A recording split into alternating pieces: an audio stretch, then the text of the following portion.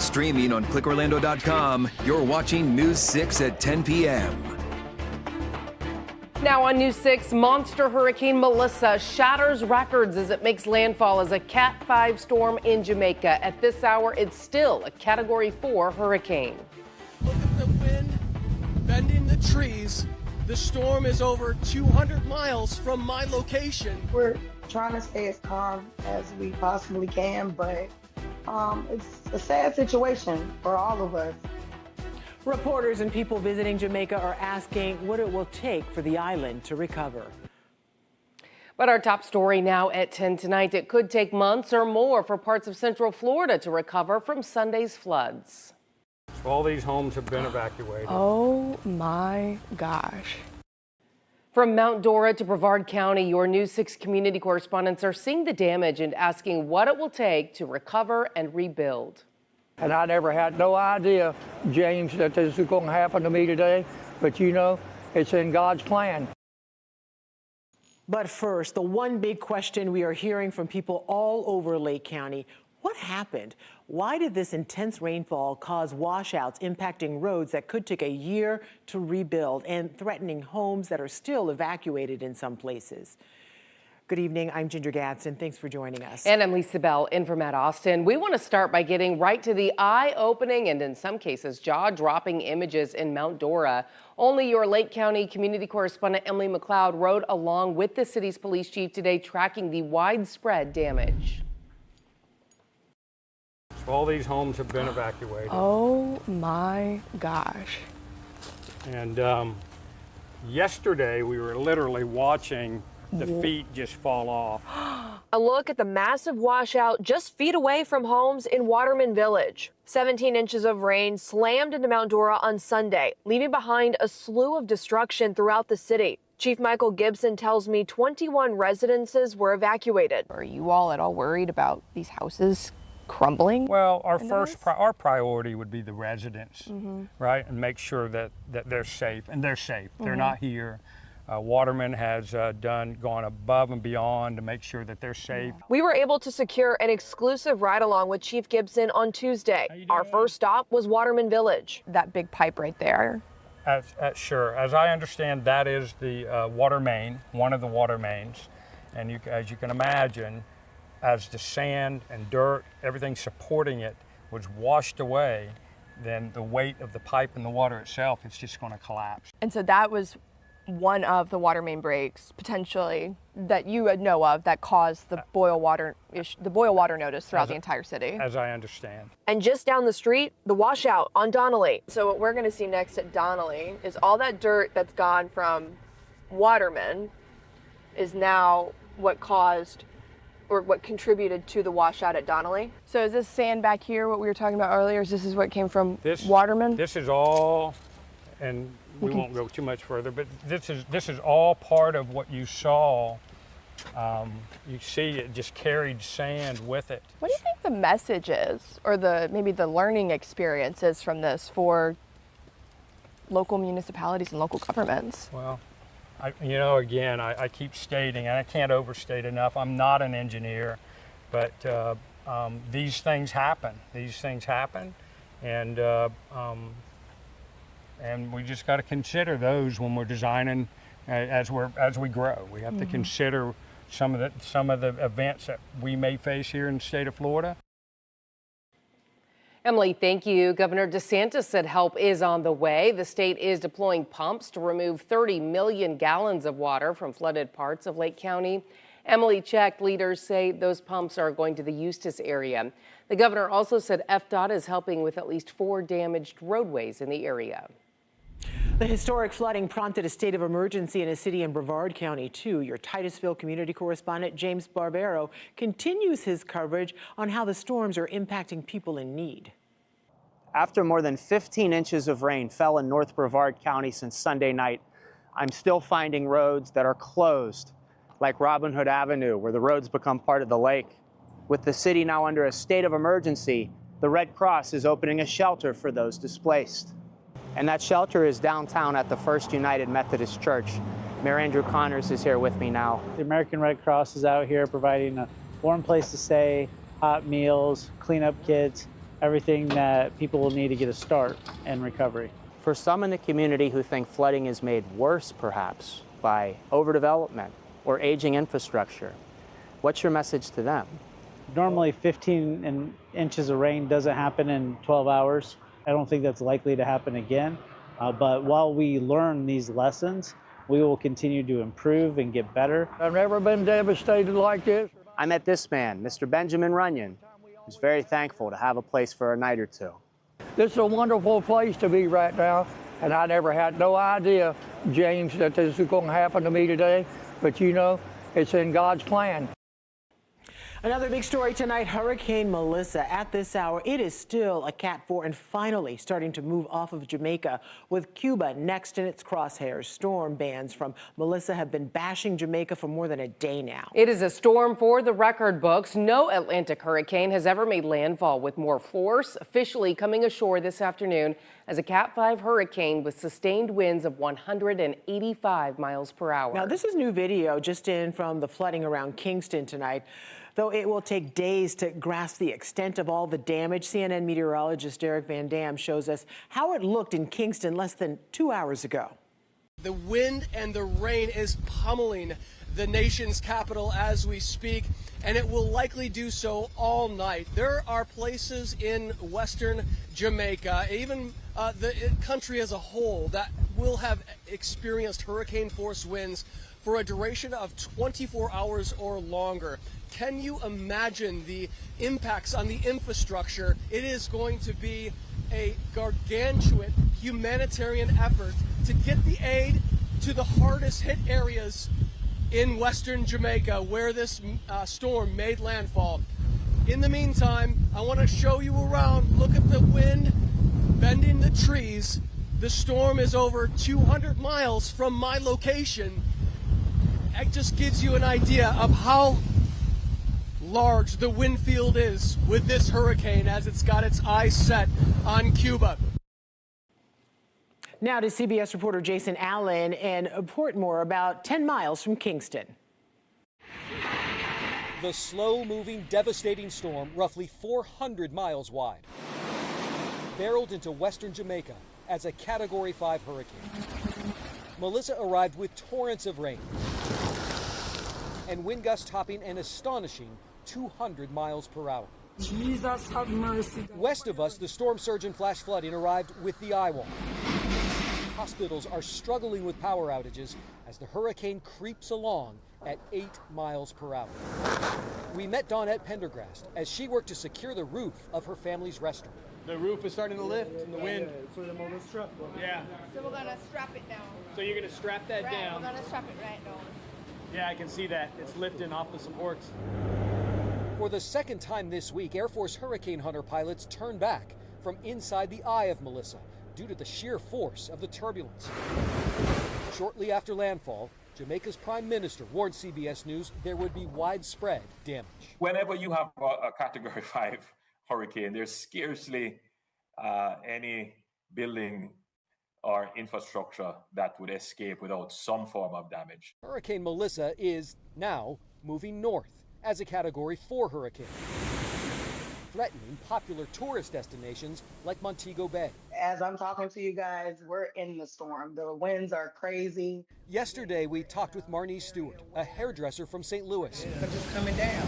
She spent today locked down at her resort. Honestly, we're trying to stay as calm as we possibly can, but it's a sad situation for all of us. It is just heartbreaking, especially just looking at this imagery tonight. Meteorologist Jonathan Kagas joining us now, and the intensity has gone down just a bit. Just a bit, yeah. So landfall 185. It's now a 125 mile per hour storm. Land interaction, the very mountainous terrain in Jamaica, beat it up a little bit. Not enough that the core is obviously still intact because the eye is back already, and it's been back over the water for probably an hour, 2 hours as it works its way to Jamaica. It's going to strengthen again. You see the lightning around the eye wall as well. So this is unfortunately going to get stronger. It is expected to make landfall again as a Category 4 hurricane. Again, right now a Category 3 hurricane, but you see again the lightning on the southwest side of the eye wall. The pink shaded color is back. That's the colder thunderstorms. That's the taller thunderstorms. And as it wraps around the center again, it's going to fend off any kind of drier air, which there is none. The wind shear is very low in this part of the world right now.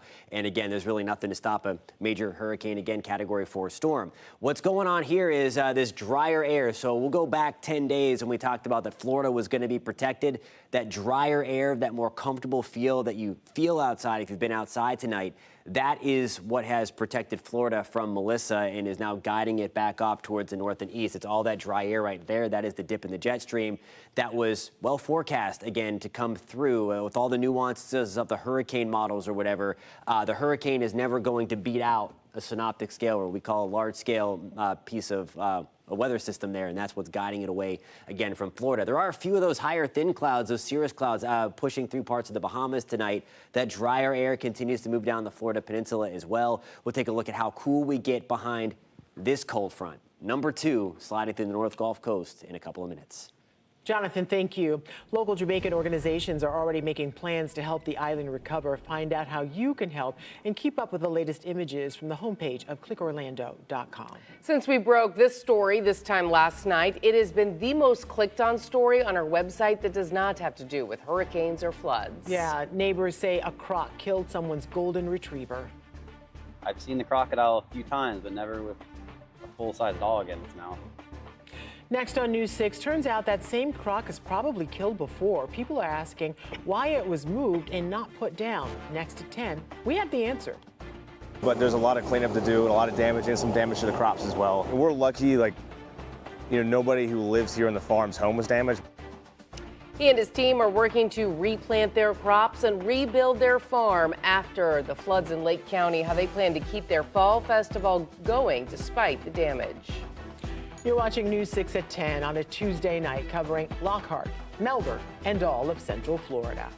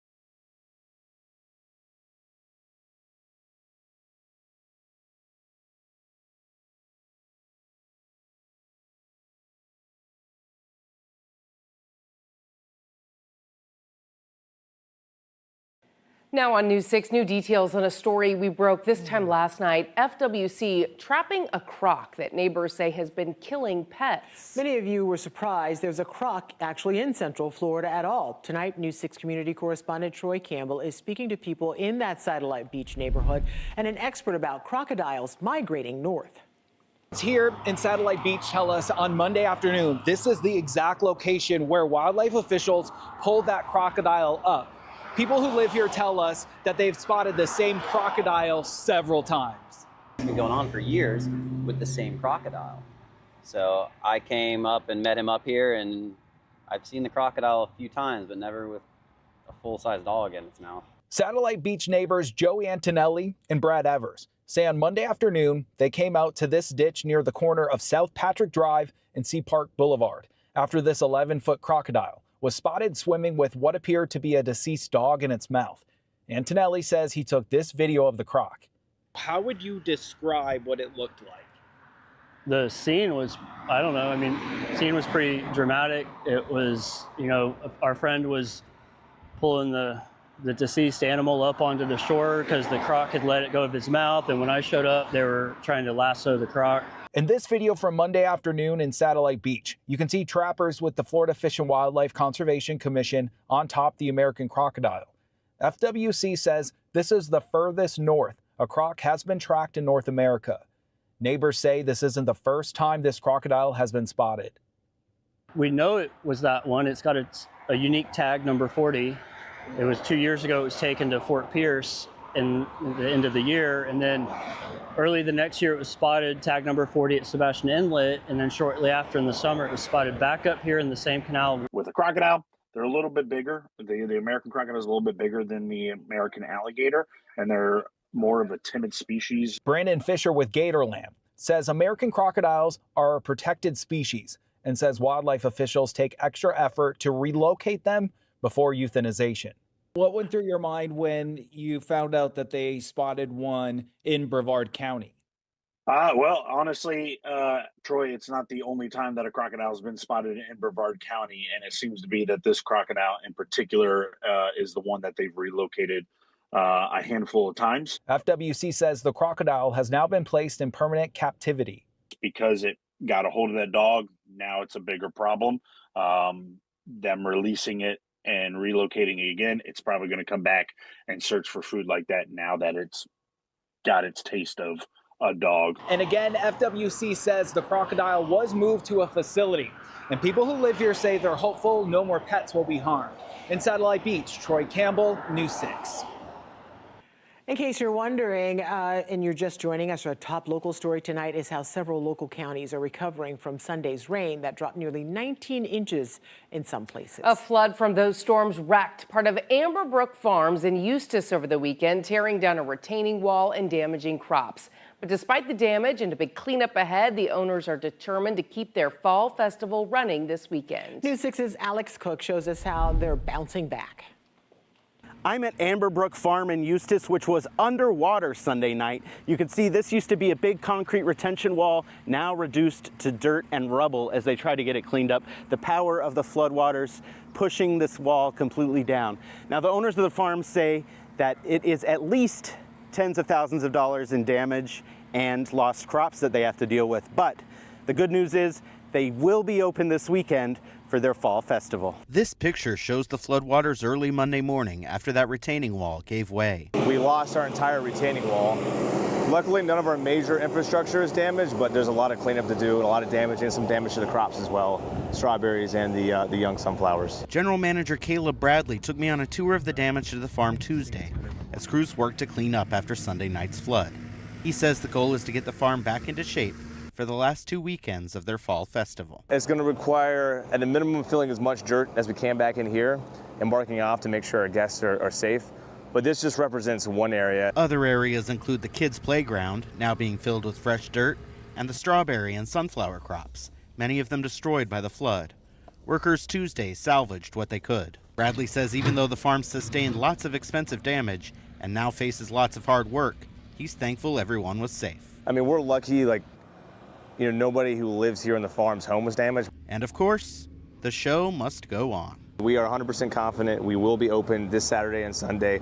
All the same offerings, all the tractor rides, the playgrounds, the jump pillows, the food, the donuts, it'll all be up and running. It may look a little bit different, a little battered, but we're going to be open. In Eustis, Alex Cook, News 6. And that's fine. People will understand. And I understand that For some sure. drier and cooler weather headed our way. So they're going to have a nice time out there. Very much so, yeah. And if you like that stuff, it's going to get even more crisp as we move into really Thursday and through the upcoming weekend to force us right back into November. Here's a live look, Port Canaveral, Brevard County with our Launch Credit Union camera tonight. Still a little breezy out there along the coast. Temperature is hanging around 70. We have a clear sky right now. You see the sustained wind at about 14 miles an hour right now. There is our our cold front again from yesterday. It brought us those storms in the afternoon, but also that nice clean sweep. It's the reason why we have the breeze. It's the reason why we have some of that drier air coming through. You can stay up to the forecast always by downloading the free News 6 weather app, and it has the 10-day forecast, which has a lot of cooler air, and that's going to be courtesy of this guy right here. It's our next cold front. It's kind of sliding right across the North Gulf Coast tonight. It is firing off a few thunderstorms. By the time it gets here, it will be much weaker, and just a few stray showers going to be in the mix over the next 12 hours once we get into tomorrow night. I think tomorrow afternoon is on the drier side. We're back to the mid-60s in Mount Dora right now. Wildwood, good evening. We are at 64. Nice and comfy 67 in Orlando. We are at 71 degrees in Melbourne. Tomorrow morning, we'll start off a few notches cooler, back to the mid-50s in Ocala and in Denellen. The Villages, we're back to 58. Kissimmee, we're at 63. Holopah, we are at 62 degrees. Now here's a look at tomorrow. Again, looking pretty good. I think we'll see that mix of clouds and sunshine, some fog early on, just like what we had this morning. I think we'll see a little more sunshine tomorrow afternoon. That'll put us back into the mid-70s, nice and comfy in Ocala, 77 in Palm Coast. We're at 81 degrees in Sanford. Then the cold front comes through, so we're going to track a couple of downpours, maybe just a couple of showers. Again, there's 1 o'clock. We're dry through your afternoon. If you have anything to do outside, some yard work or anything like that, or working on some landscaping, there's 11 o'clock on your Wednesday evening. That's all I have for you. That's obviously a good thing. We need to dry things out in just a few stray showers, if that, sliding back through. That is all going to be because, again, of this cold front. You see the difference in temperature. They're in the 70s in New Orleans. Behind that front in Dallas, they're in the low 60s. 40s up and down almost the front range there in the Northern Plains. Front range, we're in the 30s. So we're not talking about 30s, of course, coming in our direction. We will see some of that cooler air, though, work its way back into Central Florida, certainly in time for Halloween. This is your trick-or-treat forecast. This is at about 6 o'clock on your Friday evening. Sunset, by the way, on trick-or-treat time. Halloween is going to be at 6:40. We're back to the upper 50s and lower 60s. So some very refreshing air. The ACs will certainly get a break this time around. This is the big front. 58 degrees on Thursday morning, 72 for a high. 72 for a high. We're waking up in the 40s and 50s again on Friday. Same deal on Saturday. Don't forget, clocks go back an hour, although most of the time it does it automatically. But just a heads up, we get that hour of daylight back in the morning. We lose it in the evening. Yeah, my VCR needs to be reset. That VCR, yes. There you go. Thanks, Jonathan. We are 28 days into the government shutdown, and air traffic controllers and TSA agents are struggling. They are required to work but are not getting paid. Next at 10, how air traffic controllers are asking passengers at Orlando International Airport to step in and help.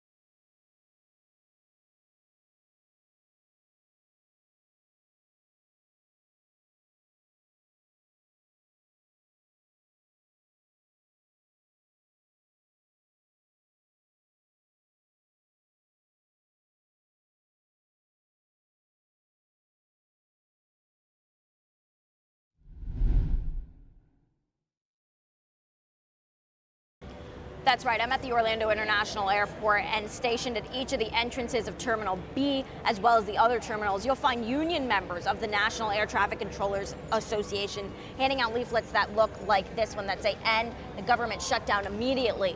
And now they're handing these out to passengers who are willing to listen to their message of hoping to get paid, because the TSA agents that you see working behind me, as well as those air traffic controllers, are not being paid for the work that they're doing. We need to make sure that they are taken care of. We need to make sure that they have a strong union. Denise Pella Castro is one of many passengers flying out of the Orlando International Airport on a day where TSA and air traffic control workers are now on the job with no paycheck in sight. Jeremy Heinbach, an air traffic controller for the Orlando International Airport and union rep, says that safety and security remain a top priority. The why we're coming in every single day is apparent to everybody as you walk around this place. All the families and everything, we're going to continue to show up and do the job. Heinbach mentions that since air traffic controllers are government employees, coordinated organized sick outs, meaning not showing up during a shutdown, is illegal, and it has led to increased hours and fatigue for controllers. It is a stressful and fatiguing job, and what we are here to stop is any unnecessary distraction and fatigue and stress